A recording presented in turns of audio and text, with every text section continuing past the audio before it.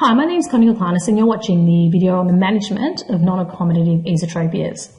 Now this video will provide you with a broad understanding of how to manage a patient with a non-accommodative esotropia. There will be differences in how we manage patients according to their diagnosis. For instance, a patient with a microtropia might be treated quite differently to a patient with a large angle non-accommodative esotropia.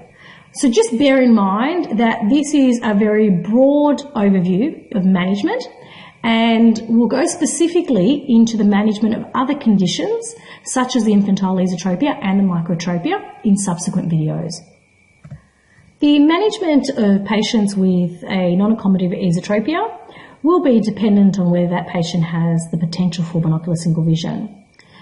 Now, the patient's potential for BSV will be dependent on the timing or the time of onset of that deviation and the degree of intermittency. So the later the deviation occurs, the more potential there is for BSV to have developed.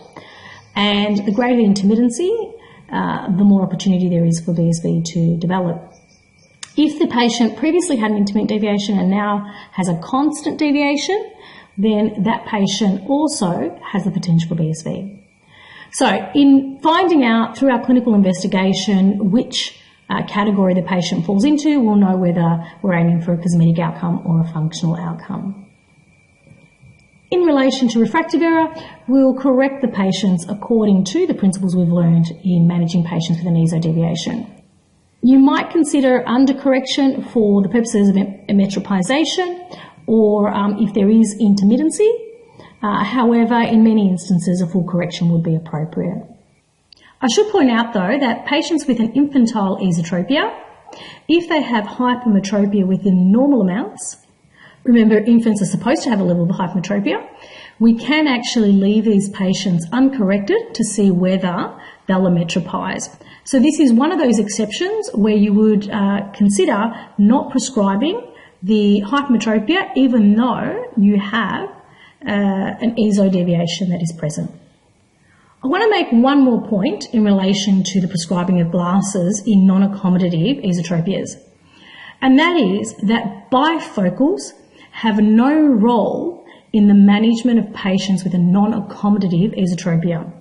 So even where you find that a patient has a convergence excess pattern and a high PCA ratio, bifocals will not be effective in this patient because the issue is tonic convergence and their response to the sense of nearness, which is the proximal convergence.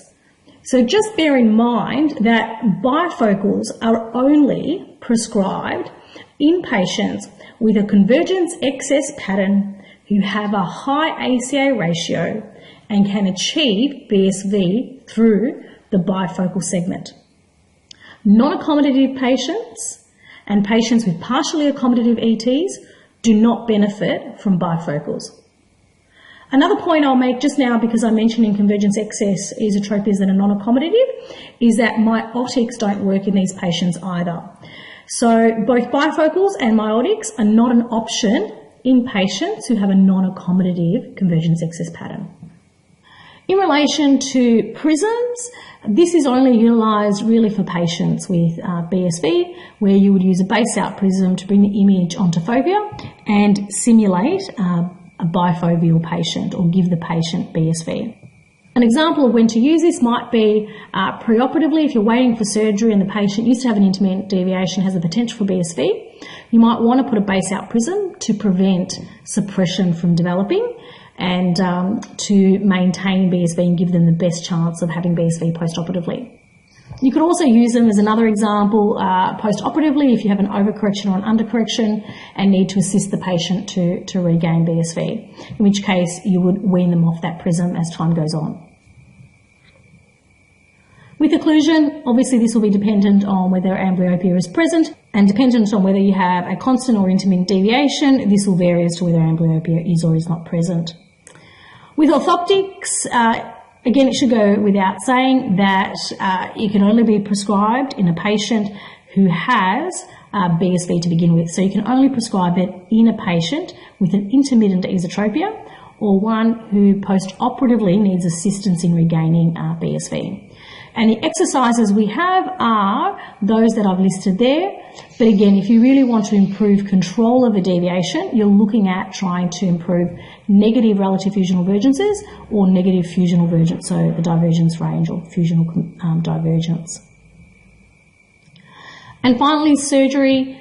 Consider whether you have a constant or an intermittent deviation, or whether you have potential for BSV or not. This will dictate whether you do full or undercorrection.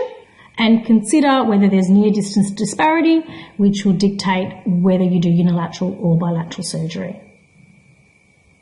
Okay, that brings us to the conclusion of this video. Thank you for watching.